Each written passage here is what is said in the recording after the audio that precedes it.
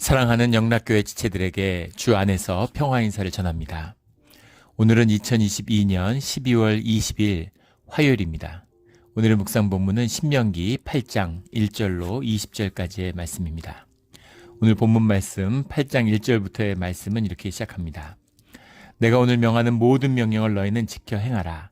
그리하면 너희가 살고 번성하고 여호와께서 너희의 조상들에게 맹세하신 땅에 들어가서 그것을 차지하리라. 우리가 계속 나누고 있는 신명기의 말씀, 요단강을 건널 수 없는 가나안 땅에 들어가는 것이 허락되지 않는 모세가 자신의 삶의 마지막에 그의 후손들에게 남기는 가나안 땅에 들어가서 살게 될 그의 자손들에게 남기는 주님의 말씀이죠. 일종의 설교문이라고 생각하면 되겠습니다. 그 말씀을 반드시 꼭 지켜 행해야 된다고 하는 간절한 그런 모세의 그런 염원이 담겨 있는 것이죠. 말씀을 지켜 행하라. 그러면 너희가 산다. 너희가 조상들에게 맹세하신 땅에 들어가서 그것을 차지하게 된다라는 겁니다. 계속 나오는 말씀이죠. 행하라. 말씀으로 살아라. 라는 거죠. 말씀의 비밀은 삶에 있습니다. 그걸 살아보면 그 말씀을 깨닫게 되는 것이죠. 우리가 성경 공부를 하면 어려워요. 신학을 공부해보시면 얼마나 어려운지 모릅니다. 공부를 할수록 점점 미궁에 빠져들죠. 그것은 생각과 논리의 가치이기 때문입니다. 신비, 이 말씀 자체가 본질 세계에서 드러나는 거잖아요. 신비입니다. 그러니까 그것을 헤아리고 이해하기가 어려워요. 그런데 그것을 삶으로 살면 그러면 쉬운 것이죠. 그러면은 깨달아 알게 됩니다. 그 말씀의 뜻이 무엇인지를 그냥 몸으로 알아요. 설명할 필요도 없고 누구한테 이해시킬 필요도 없는 것이죠. 그냥 그 말씀으로 내가 살게 되는 것이 깨달음이고 그걸 통해서 내 삶에 복을 누린다는 것을 몸으로 우리 심령으로 알게 되는 것입니다. 이게 말씀의 비밀이에요. 그걸 지켜서 행하면 이제 복을 받는다는 것이죠. 그래서 이것이 이제 기복신앙 아니냐, 뭐 이렇게 이야기를 하는 분들이 있는데, 또 기독교는 기복신앙이 아니다 이렇게 얘기하는 분들이 있습니다. 물론 뭐 기복신앙만은 아니죠. 하지만 또 기복이 들어 있습니다. 우리 가운데 복 받지 않기를 원하는 사람이 어디 있겠어요? 어떤 복이든 우리가 다 복을 원하고 복되기를 원하죠. 우리가 무슨 신앙이 좋다고 해서 자녀들은 우린 뭐 복 같은 거 원하지 않습니다. 이렇게 이야기할 수 있는 사람이 누가 있겠습니까? 이미 받은 복을 누리고 살면서 굉장히 교만하고 주님을 거역하는 말씀이죠. 우리 누구 다 복을 원해요. 우리가 다 돈을 원합니다. 돈이 삶의 중심이고 돈이 삶의 첫 번째 옵션이 아니라는 의미지, 우리가 주님을 따라 주님의 뜻에 따라 산다는 의미지 돈이 필요 없는 것도 아니고 돈을 좋아하지 않는 것도 아닙니다. 나는 돈이 이제 싫어, 돈을 좋아하지 않아, 이렇게 이야기한다면 거짓이겠죠. 우리가 현상에 살고 있고 육신의 몸을 살고 있어요. 그래서 돈이 좋은 걸 알고 돈을 원하죠. 그러나 그것보다 더 귀하고 더 원하는 주님의 말씀이 있다는 겁니다. 이것이 우리의 삶의 본질인 것이죠. 이 말씀을 살아서 우리 삶 가운데 축복이 가득하기를 예수 그리스도 이름으로 축원합니다. 아멘. 2절에 기억하라, 행하라, 기억하라, 신명기에 계속 나오는 말씀이죠. 기억하라, 주님이 함께 하셨던 일을 기억하라. 우리도 신앙 가운데 어려운 일이 겪을 때가 많죠. 그리고 주님의 임재를 가까이 느끼지 못할 때가 있습니다. 또 말씀 가운데 주님이 침묵하실 때가 있죠. 그런데 주님이 하셨던 말씀, 우리와 함께 해주셨던 삶의 어려운 순간에 함께 해주셨던 그 길들, 40년 동안 광야길을 걷게 하신 것을 기억하라. 그것을 기억해야 되는 것이죠. 그 가운데는 주님이 함께 하셨고 주님의 은혜를 기억해야 되지만 오늘 말씀 가운데 중요한 것은 너를 낮추시며 너를 시험하사 내 마음이 어떠한지 그 명령을 지키는지 지키지 않는지 알려 하심이라, 이렇게 되어 있습니다. 주님이 우리를 시험하신다는 거죠. 예수님이 이 땅에 오셔서 40일간의 시험을 겪고 공생애를 시작하셨어요. 주님이 시험의 의미를 우리에게 보여주신 것이죠. 주님이 시험 속에 들어가신 겁니다. 그 시험이라는 것이 주님 안에 있다. 우리 신앙의 길 가운데 주님의 시험이 있다라는 거죠. 거기서 말씀을 기억하는 자, 주님과 함께 그 길을 걷는 자들이 그 주님의 말씀을 따라 시험을 이겨내시는 거죠. 너를 낮추시며 너를 시험하사, 우리를 시험하시고 또 우리를 낮추신다는 겁니다. 우리 야폭강가의 이 야곱처럼 쩔뚝발이가 되는 거죠. 쩔뚝쩔뚝 하는 거예요. 주님이 환도뼈를 꺾으셔서. 왜 환도뼈를 꺾으셨을까? 왜 환도뼈를 꺾으셨을까? 발을 절뚝거리는 사람의 비밀이 있죠. 절뚝거리는 사람은 뛰지 못합니다. 그런데 발을 절뚝거리는 사람은 뒤로 가지 못해요. 절뚝거리는 사람은 뒤로 걷지 못한답니다. 뒷걸음질을 치지 않아요. 등을 돌릴 수는 있겠지만 뒷걸음질을 치지 않습니다. 빨리 가지 못하지만 그 길을 절뚝거리며 걷는 것이죠. 이것이 주님의 구속함을 받은 사람의 비밀입니다. 주님이 우리를 낮추셨어요. 이민자들은 뼈로 심령으로 와서 닿죠. 내 경험, 내 항식, 말도 통하지 않고 경험도 통하지 않고 아는 사람도 없고 아무것도 없는 그런 이방 땅에 와서 광야의 길을 걷잖아요. 내가 얼마나 연약하고 무기력한가 한 걸 뼈저리게 느끼죠. 근데 거기서 배운 것은 주님을 의지하고 주님의 말씀으로 살아가는 법을 배우는 것이죠. 이것이 비밀입니다. 3절에 보면 너를 낮추시며 너를 줄이게 하시며 또 너도 알지 못하며 내 조상들도 알지 못하던 만나를 내게 먹이신 것은 사람이 아니라 여호와다라는 거죠. 너를 낮추셨다. 너를 줄이게 하셨다. 낮춰지고 줄인 가운데 주님을 찾게 되는 겁니다. 아플 때 주님을 찾죠. 건강할 때 주님께 감사하는 기는 참 어려운 것 같아요. 또 줄이고 힘들 때 주님을 찾습니다. 새벽 기도를 늘 하지만 힘든 일 있을 때 진실해지고 절실해지죠. 그리고 좋은 일이 있고 감사할 일이 넘칠 때 그럴 때 주님을 찾는 일, 그런 일들은 교회도 그렇잖아요. 입시가 있거나 어려운 일이 있거나 이러면 막 열심히 교회에 찾아와서 기도하고 그런데 막 좋은 일이 있고 잘 되고 이러면은 교회 안 오는 것이죠. 주님을 우리가 가장 함께하고 말씀으로 사는 것이 본질이잖아요. 그게 축복입니다. 주님이 복을 주기를 원하시는데 우리가 잘 되고 좋은 일 있을 때 주님을 찾으면 주님의 안에서 계속 좋은 일이 있겠죠. 힘들고 어려울 때 주님을 찾으면 항상 힘들고 어려운 일로 주님이 우리를 초청하실 겁니다.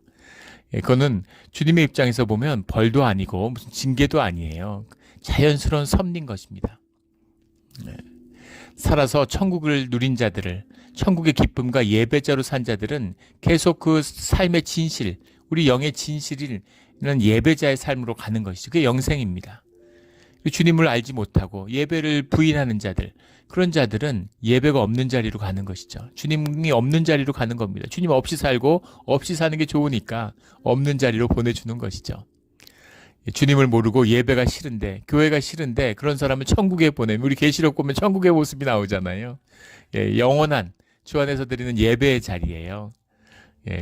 아마 교회 안 다니는 사람 보고 교회 나와서 예배에 앉혀놓으면 정말 힘들겠죠. 예배가 기쁨이 되는 걸 안다는 게 쉬운 일이 아니죠.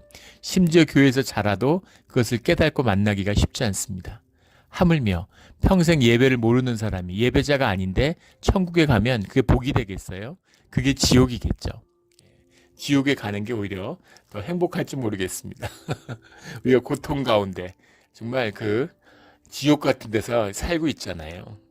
주님을 모르고 관계가 단절되고 고립되어서 서로를 짓밟으면서 내가 나를 정죄하면서 그렇게 사는 자리, 그게 우리 세상에서 경험하게 되는 지옥이죠. 그런 겁니다.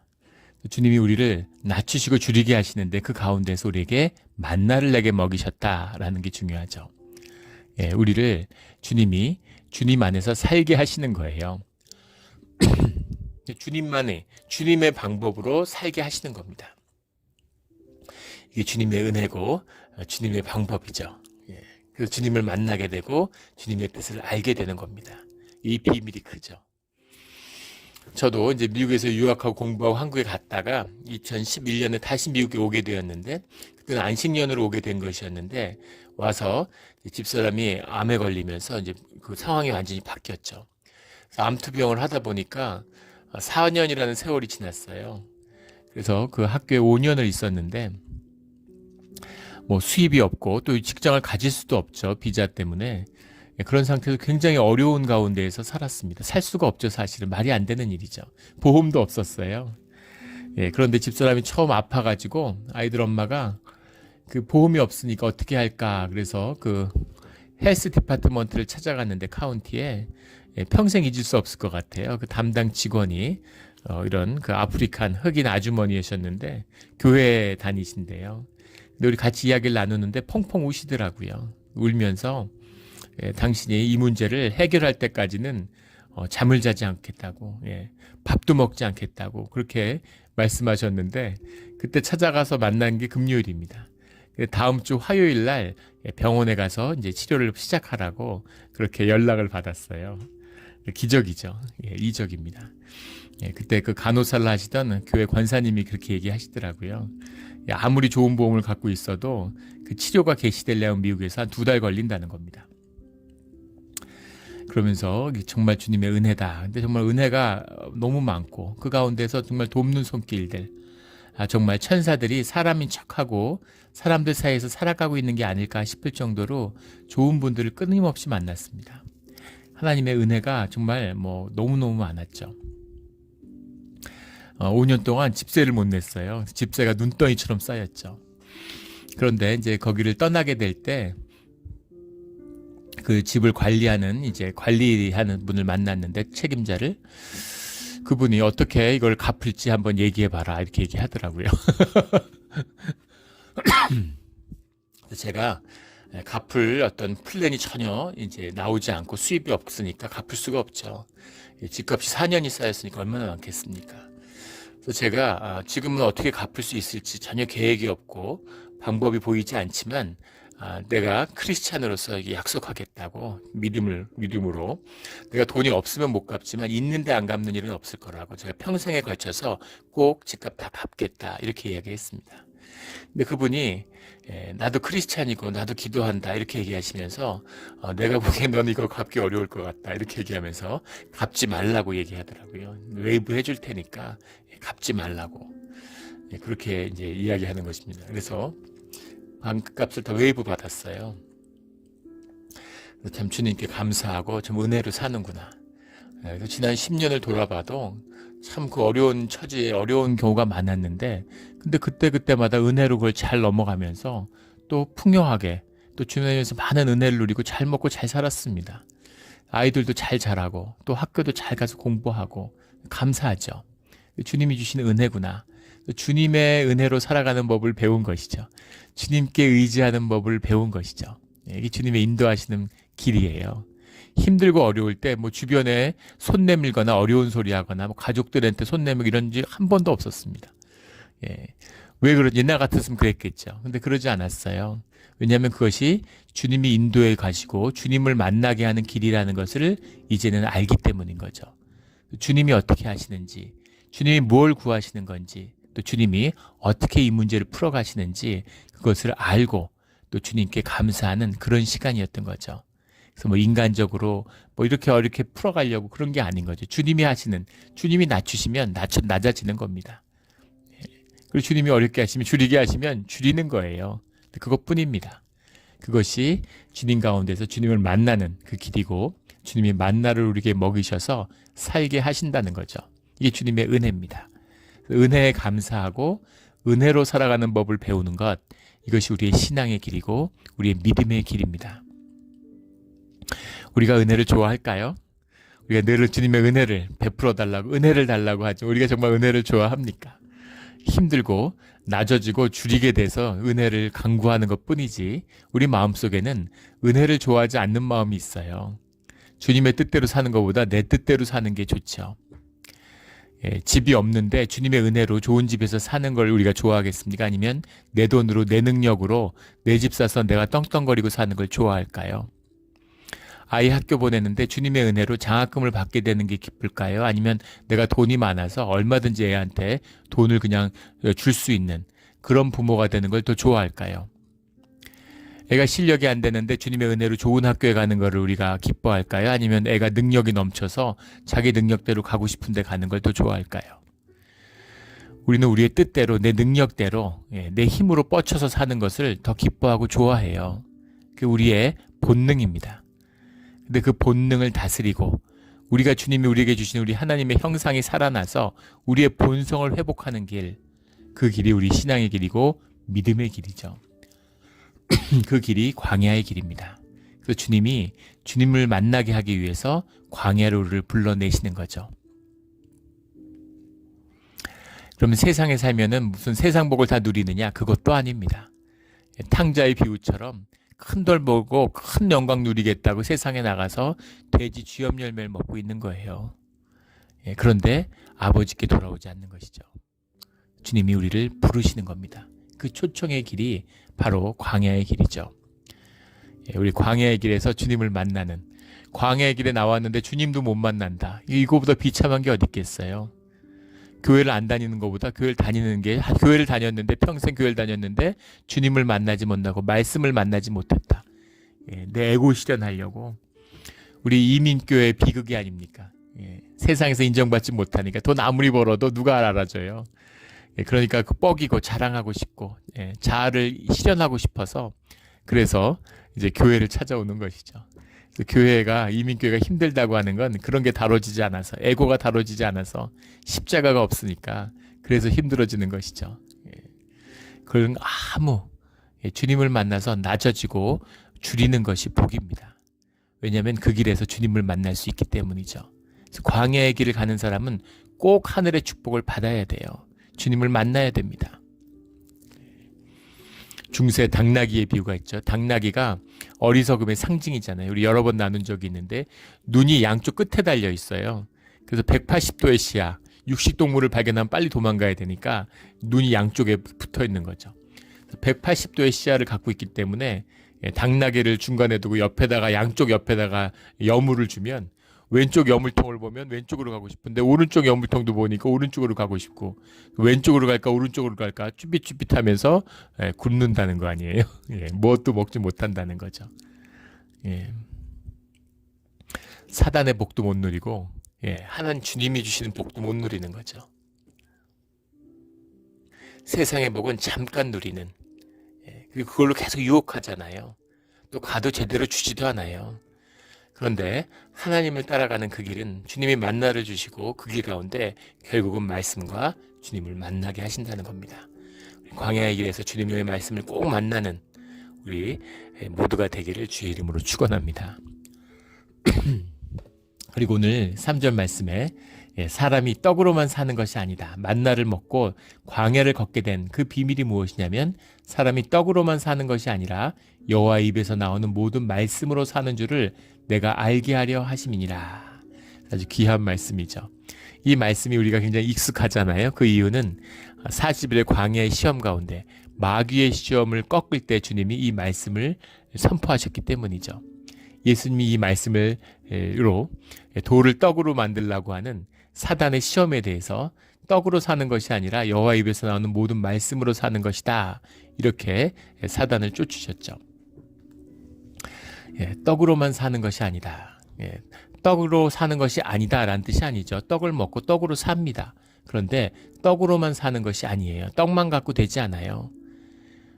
세상이 떡으로만 되면 공산주의가 세계를 다 지배하지 않겠습니까? 인간이 심령이 있기 때문에 떡의 문제로 해결되지 않아요.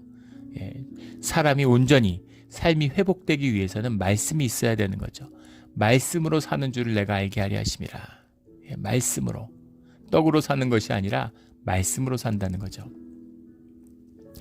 입에서 나오는 모든 말씀이라고 하는 그 말씀이 칼이라는 말인데, 칼이란 말이 이제 all, everything, whole thing 이런 겁니다. 칼날이라는 말에서 왔는데 칼날이라는 게 perfect, complete, 완성하다, 완전하다 이런 말이에요. 주님의 입, 피 야훼라는 말인데 주님의 입에서 나오는 모든 것, 그러니까 그 말씀이죠. 그 말씀이라고 해석을 했는데 이제 정확한 직역을 하면 여호와의 입에서 나오는 모든 것, 모든 완전한 것 이것입니다. 이게 말씀의 참된 의미죠. 주님의 말씀이시잖아요. 말씀으로 우리에게 함께 하시고 주님의 말씀이 살아계신 영이 되어서 우리를 깨우치시는 거죠. 그 말씀으로 사는 줄. 이 말씀이라고 우리가 쓰지만 우리가 주일날 하는 것은 설교죠. 종교의 의식에서 하는 것은 설교입니다. 근데 그 설교가 주님의 영이 함께해서 주님의 영이 그 말씀의 주인이 되면, 설교의 주인이 돼서 그 전파되는 성경의 말씀에 대해서 우리에게 깨우쳐 주게 하실 때 이 말씀, 칼이라는 말이 되는 겁니다. 목사의 설교가 말씀이 아니죠. 주님의 말씀이에요. 주님의 말씀이 선포되기 위해서는 나를 죽이고 나를 낮추고 오직 주님의 말씀이 말씀되게 하는 것, 이것이 참된 예배의 모습이죠.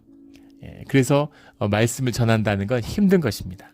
말씀을 전한다는 건 힘든 거예요. 증인이 돼야 되고. 저 대학에서 요즘은 안 하지만 강의를 한 20년 정도 한 것 같아요. 대학에서 강의를 한 20년 정도 했습니다. 20년 좀 못 됐을 수도 있고 20년 가까이 했는데, 대학에서 강의한다는 게 힘든 게 없어요. 하루에 6시간 도 해보고, 또 이렇게 그 집중 강의 이런 거 할 때 보면 한 12시간 이렇게 해본 적도 있습니다. 그런데 하면서 스트레스 받은 적도 없고 준비하면서 스트레스 받은 적도 없어요. 전혀 스트레스가 없습니다. 그냥 재밌고 즐겁게 하면 되는 거예요. 제가 받은 은사라고 생각합니다. 즐거워요. 재밌습니다. 그런데 주일 말씀을 준비하면 늘 마음이 어렵고 힘듭니다. 돌에 눌리는 것 같아요. 얼마나 힘든지 몰라요. 내가 내 얘기하는 거면, 내가 설교하는 거면은 무슨 어려움이 있겠어요. 준비할 것도 없을 것 같아요. 그냥 하면 되는 거죠.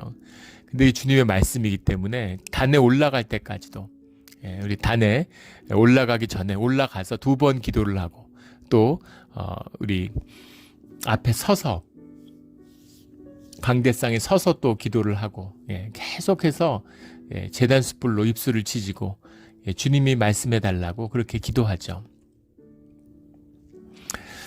그게 말씀의 어려움입니다. 주님의 말씀, 이 말씀이 생명을 살리고, 또 제가 제 간증이기도 하죠. 그 말씀을 듣고 말씀이 심령을 쪼개는 그런 경험을 했기 때문에 그런 말씀이 선포될 수 있도록 그렇게 늘 기도하는 것이죠. 주님의 말씀으로 사는 것을 배우는 것이 광야의 길의 비밀이다라는 뜻입니다. 이 말씀의 위대함입니다. 이 말씀으로 사단을 쫓아요. 이 말씀으로, 주님 주신 말씀으로 모든 사단의 권세를 끊어버리는 우리 모두가 되기를 주의 이름으로 축원합니다. 아멘. 6절에 내 하나님 여호와의 명령을 지켜 그의 길을 따라가며 그를 경외할지니라. 주님과 함께하고 주님을 두려워하며 주님의 명령을 지켜 행하라. 그럼 7절부터 10절까지는 주님이 주시는 축복의 또 말씀이죠. 그럼 너를 아름다운 땅에 이르게 하시고 그 골짜기가 산지든지 시내와 분천과 샘이 흐르고, 밀과 보리의 소산지요 포도와 무화과와 석류와 감람나무와 꿀의 소산지라. 내가 먹을 것이 모자람이 없고 내게 아무 부족함이 없는 땅이라. 그 땅은 돌은 철이요 산에서는 동을 캘 것이라. 내가 먹어서 배부르고 내 하나님 여호와께서 옥토를 내게 주셨으므로 말미암아 그를 찬송하리라. 너무 주시고 너무 그 은혜가 많아서 주님을 찬송하게 될 거다. 주님의 말씀으로 살게 되면 주님이 결국은 하늘의 복을 알게 되면 땅의 복은 당연히 채워주신다는 겁니다. 정품을 얻으면 경품은 따라오는 것이죠. 근데 종교가 타락을 하니까 본질을 잃어버렸어요. 경품을 쫓는 겁니다. 그건 이방인들이 하는 것이죠. 종교가 하는 짓입니다. 우상 숭배가 그거잖아요. 경품 달라는 거 아닙니까? 정품은 필요 없으니까. 그런데 주님을 만나면, 그 고난과 광야에 대해서 주님의 말씀을 만나면, 그럼 결국은 너희가 하나님을 얻고 세상의 모든 것도 함께 얻게 된다. 땅의 복도 당연히 하늘의 복과 더불어 얻게 된다라는 말입니다. 이 축복을 모두 살아서 누리는 우리 모두가 되기를 주의 이름으로 축원합니다. 주님의 축복이죠. 근데 신기한 것은 이 팔레스타인 땅이에요. 팔레스타인 땅에 가나안의 복지라고 하는데 진짜 복지 같았을 것 같은 것이, 광야의 땅을 넘어서고 나면 샘이 나고 물이 흐르고 농사가 잘 된다는 게 축복이죠. 그 시대 밀과 보리와 포도와 무화과 나무와 석류와 감람나무와 꿀이 나는 게 얼마나 기쁘겠어요. 그런데 그곳에서 동시에 철도 나고 동도 나는 거죠. 금도 나고, 또 금도 많이 난다고 그러죠. 이 팔레스타인 북부 지역, 레바논 산지 지역에서는 또 많은 지하자원이 있다고 그래요. 이게 굉장히 신기한 겁니다. 우크라이나 같은 데 보세요. 이 팔레스타인 땅보다 아마 100배는 클 것 같은데 몇십 배 크죠. 유럽의 빵바구니라고 그러잖아요. 미리의 산지입니다. 그렇게 농사가 많이 나오는데 지하자원이 없어요. 볼리비아 그런 데 가면 지하자원이 많이 나오는데 또 농사가 안 됩니다. 티벳 이런데 지하자원이 얼마나 많아요. 그런데 농사가 안 되는 것이죠. 이런 건데 그렇게 아는 예외적인 땅들이 있어요. 팔레스타인도 그 대표적인 땅이고 가장 대표적인 땅이 캘리포니아죠. 축복의 땅입니다. 정말 젖과 꿀이 흐르는 땅이죠. 예, 농사도 잘 되는데 지하 자원도 많이 나요. 예, 어떻게 이럴 수가 있습니까? 한반도 남쪽에는 산물이 많이 나고 북쪽에는 지하 자원이 많죠. 예, 통일이 되면 얼마나 좋겠습니까? 이 캘리포니아 같은 데는 정말 뭐 셰일 가스 같은 것도 좀 뭐 셰일 혁명, 캘리포니아는 셰일을 캐지 않죠. 근데 매장량은 사실은 텍사스나 펜실바니아보다 더 많다는 겁니다. 환경 때문에 주정부에서 못 캐게 하는 거죠. 캐기 시작하면 뭐 더 젖과 꿀이 더 흐르겠죠. 이렇게 비옥하고 농사가 잘 되는데 우리 몬트레이 보세요. 1년에 밭농사 같은 건 사모작을 하잖아. 이런 땅이 어디 있겠습니까? 이렇게 풍요한데 여기서 1시간만 차 몰고 내려가면 유전지대가 나와요. 유전지대가 있다는 건 땅에 열이 있기 때문에 농사가 안 돼야 되지 않겠습니까? 근데 농사도 잘 되고 지하자원도 잘 나오고 정말 축복의 땅이죠. 거기다 마운틴 샤스타에서 또 강물이 내려오니까 또 농사도 잘 되고 물이 많은데 햇볕도 많고 이러니까 기가 막히죠. 예. 그 오렌지 그 오렌지가 달다는 거를 미국에 와서 처음 알았어요. 한국에 있을 때 오렌지들을 잘 안 먹었습니다. 일본이나 중국에 그럴 때는 오렌지가 시잖아요. 신 음식을 안 좋아해 서서 별로 안 좋아했는데 그게 이제 덜 익은 거를 이제 싣고 오니까 미국에서는 다 익은 걸 여기 농장에서 따니까 기가 막히죠 맛이. 정말 축복의 땅이에요. 모든 걸 갖춘 땅. 그런 땅이라는 겁니다. 그런 복된 땅. 예전에 한 경제학자분이 집사님인데 교회 집사님이 그런 얘기 하세요. 예, 만약에 한반도하고 캘리포니아가 바뀌었으면 그러면은 아마 한국 사람들은 국민소득이 3, 4만 불이 아니라 3, 40만 불 됐을 거라고. 예. 그런 축복의 땅. 예, 그 땅을 주님이 주신다. 거기서 많은 복을 풍요하게 누리게 하신다라는 겁니다. 예, 그것이 주님의 축복인데 14절에 가면 내 마음이 교만하여 내 하나님 여호와를 잊어버릴까 염려하노라. 너에게 풍요와 풍족한 복을 줄 텐데 그걸 너희가 받았을 때 주님을 잃어버릴까 봐 그게 걱정된다 이런 겁니다. 이게 믿는 사람들의 걱정인 거죠. 예, 주님을 잊어버릴까 봐 너무 복되고 너무 복을 받아서 교만해져서 너무 풍요로워서 주님을 모른다고 할까 봐 그것을 내가 염려한다 이런 이야기입니다. 복을 받고 축복이 있을 때 주님께 감사하고 감사 위에 감사를 더하는 그런 우리의 삶의 자리가 되기를 주의 이름으로 축원합니다. 15절에 너를 인도하여 그 광대하고 위험한 광야 곧 불뱀과 정갈이 있고 물이 없는 간조한 땅을 지나게 하셨으며 불뱀이라고 하는 말이 나오는데 불뱀이라는 게 사라프라는 말입니다. 사라프라는 말은 원래 태운다는 얘기, burn이죠. 영어로 하면 burning, 태운다는 말입니다. 이것을 이제 영어 성경에 보면 fiery serpent 이렇게 해석을 했는데 그걸 이제 그대로 번역을 해서 영역을 번역해서 불뱀이라고 쓴 것이죠. 근데 불뱀인데 사실 정확한 것은 뿔뱀이라고 그래요. 그 살모사 같은 아리조나 생각하시면 되죠. 광야에 다이아몬드 백스잖아요. 그 아리조나의 그 프로야구 팀의 그 별칭이 다이아몬드 백스, 아리조나 다이아몬드 백스지 않습니까? 다이아몬드 백스가 방울뱀이죠. 독이 많아서 독이 많을 뿐만 아니라 독을 이렇게 뿜죠. 한 1.5m까지 독을 뿜는다고 그래요. 안 물려도 가까이 있으면 독을 뿜기 때문에 그런 게 눈에 만약에 한 방울이라도 튀면은 실명하게 되고 아리조나에 피해가 많다는 겁니다. 제가 예전에 섬겼던 교회 이제 장로님인데 은퇴하시고 캘리포니아에서 집 팔면 뭐 아리조나에서 정말 좋은 집을 사고도 뭐 돈이 막 남죠 많이. 그래서 이민의 삶을 이제 은퇴의 삶을 하시겠다고 아리조나에 갔다가 한 2, 3년 있다가 다시 이사 오셨어요. 예. 또 제가 알던 한 장로님 부부는 라스베가스로 가셨습니다. 예. 그리고 저도 가봤지만 대골 같은 집에 사세요. 근데 그 예전에 전남분에 몇 년 전이죠. 이쪽에 이제 다시 그 놀러 오셨는데 몬트레이를 찾아오신 거죠.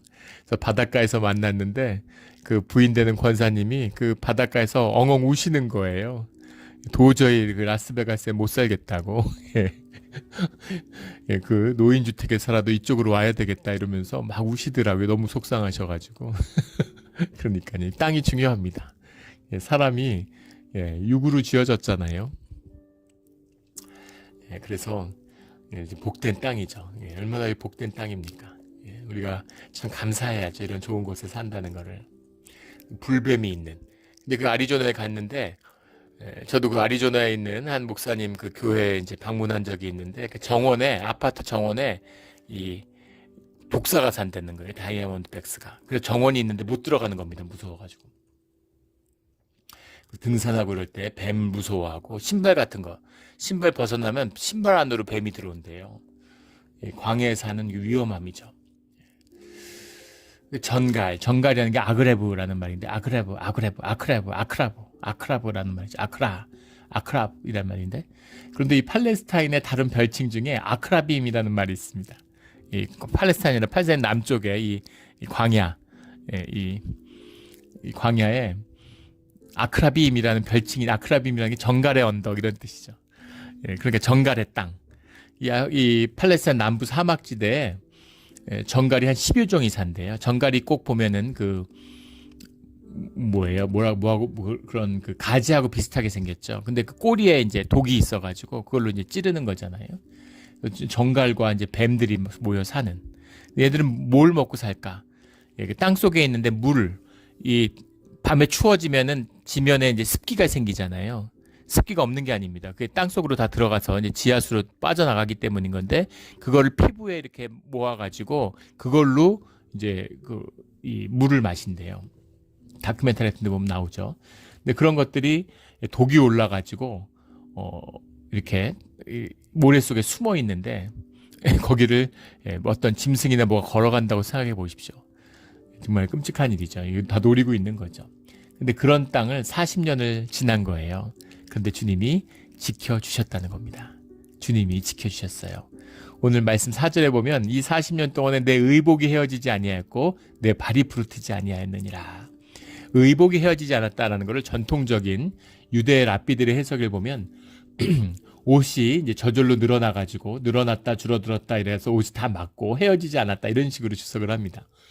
물론 그랬을 수도 있죠. 하늘에서 내려오는 만나를 먹는데 뭐 어떤 이적이든 일어날 수 있었겠죠. 근데 꼭 그렇게 신비적으로 해석하지 않아도 애굽에서 많은 양과 소와 염소떼를 가지고 나왔잖아요. 그러니까 그런 풍성함, 그리고 동물들이 죽지 않고 마실 물이 공급되고 계속 새끼가 낳고 이러니까 털가죽 같은 옷들을 충분히 공급받을 수 있었겠죠. 신발도 그렇고.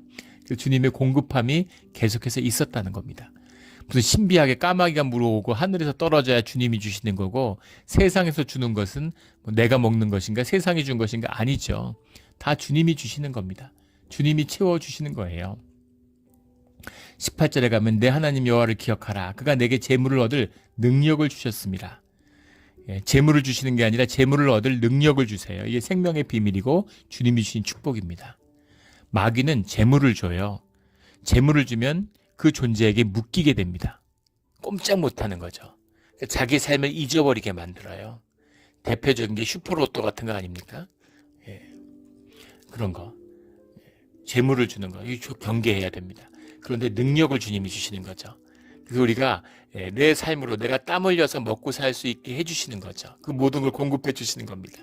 우리의 생명이 자라나고 능력이 자라나고 우리가 성취하고 주님께 감사하는 법을 배우게 되는 것이죠. 16절에 그 모든 것, 광야를 거뒀던 것이 다 너를 낮추시며 너를 시험하사 마침내 내게 복을 주리 하심이었느니라. 복을 주시는 것은 예정돼 있죠. 그런데 우리를 낮추고 우리를 시험해서 우리를 주님이 인도해 주시는 거예요.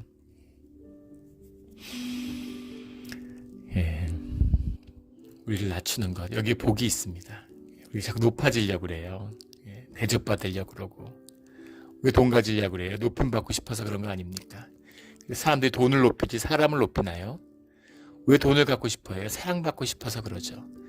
그런데 사람들이 돈을 사랑하는 거지 사람을 사랑합니까? 우리가 낮아졌을 때, 아픔이 있을 때 그 아픈 자리에서 삶의 연합이 일어납니다. 그게 진짜예요. 그때 진짜 가족, 진짜 공동체가 되는 겁니다. 이 생명의 비밀, 마침내 내게 복을 주려 하심이라. 세월을 아끼고 주님의 복을 살아서 누리며 만나는 그런 우리 모두가 되기를 예수 그리스도의 이름으로 축원합니다. 아멘. 기도드리겠습니다. 하나님 아버지 감사합니다. 우리가 떡으로만 사는 것이 아니라 말씀으로 사는 것을 우리에게 가르쳐 주시니 감사합니다. 우리가 광야의 길을 걷습니다. 주님, 세월을 아끼시며 우리가 주님의 뜻을 깨달아 주님의 복된 땅으로 들어가는 우리의 삶의 자리가 되게 하여 주시옵소서. 주님이 계신 곳이 복지며 주님이 복의 근원이시며 주님과 함께하는 삶이 복이라는 것을 만나고 누리는 그런 우리의 삶의 자리, 또 오늘 하루가 되기를 소원합니다. 감사하며 예수 그리스도 이름으로 기도드렸습니다. 아멘.